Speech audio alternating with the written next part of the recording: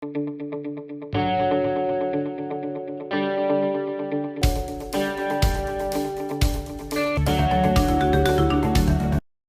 ప్రజలంటే తెలియని వాళ్ళు ఇప్పుడు సొంత డబ్బులతో కేజీ కూరగాయలు కొని ఎరగని వాళ్ళని కీలక స్థానాల్లో కూర్చోబెడితే దేశం ఇలాగే ఏడుస్తుంది. ఢిల్లీలో కూర్చున్న వాళ్ళకి సామాన్యుల కష్టాలు తెలియవు. ముఖ్యంగా ఢిల్లీలో సెటిల్ అయిపోయిన ఐఏఎస్లలో 100కి 90 మందికి అసలు క్షేత్రస్థాయి వాస్తవాలతో సంబంధం ఉండదు.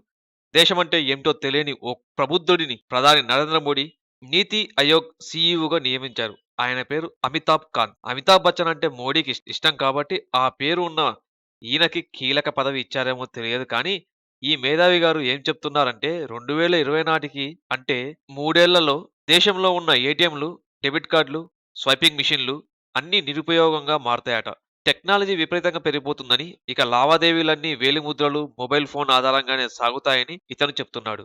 దేశంలో ఆన్‌లైన్ లావాదేవీలు పెంచడం మీద దృష్టి పెడితే మంచిదే కానీ, ఆన్‌లైన్ మోసాలను అరికట్టడం, డేటాను భద్రంగా ఉంచటం లాంటి కీలక సమస్యల్ని అభివృద్ధి చెందిన దేశాలే పూర్తిగా పరిష్కరించలేకపోతున్నాయి. మన దేశంలో ఇంకా సగం మందికి ఏటీఎం ఉపయోగించడమే రాదు.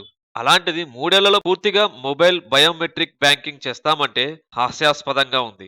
ఆశలు, ఆశయాలు ఉండడం మంచిదే. కానీ అలా అని గాలిలో మేడలు కడుతూ దాని ఆధారంగా నిర్ణయం తీసుకుంటేనే జనాలకి చుక్కలు కనబడతాయి.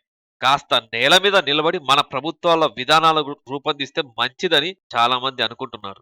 ఏమండోయ్! ఈ వీడియోని అందరికీ షేర్ చేయండి. అలాగే ఈ ఛానెల్‌ని సబ్స్క్రైబ్ చేయండి. Stay tune our channel.